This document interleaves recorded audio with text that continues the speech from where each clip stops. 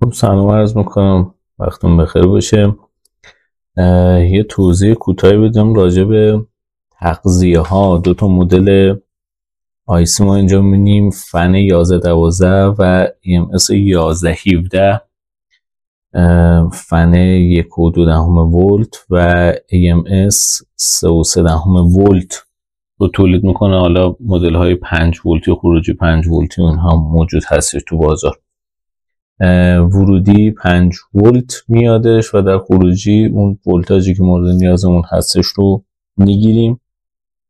اینجا ما دو تا ولتاژ داریم چون برای مدل های FPGA 1.2 ولت هم نیازه، اما در STM32 AVR شما میتونید از این نوع آیسی استفاده کنید، اما یه دونه برای شما تو اون مورد کافی هستش، حالا بسته به مداری که دارید. نکته مهمی که داخل تغذیه ها هست، به ویژه تو FPGA که بسیار نیاز داره خروجی تر و تمیز و خوب داشته باشه، وجود فرریت بیت. فرریت بیت مشتقات و تغییرات ناگهانی روی ولتاژ رو میگیرن و یه خروجی خیلی تمیز رو بهتون میدن.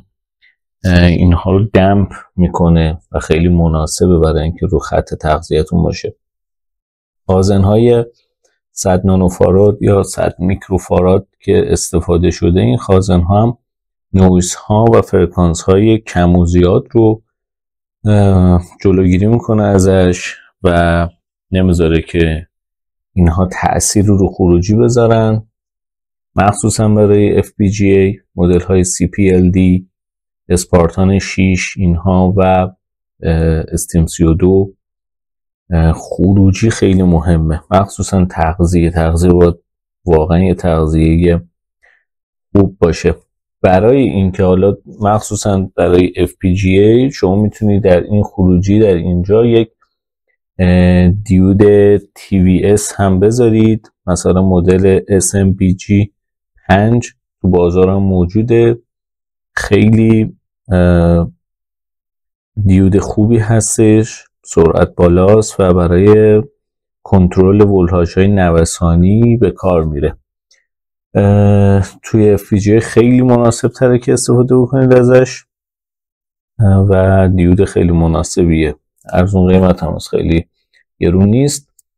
این دوتا از آیسی های معروف و موجود در بازار برای تغذیه ها، مدل های AVR، STM32، FPGA و CPLD که در آینده حالا توضیحات بیشتری هم خواهیم داد.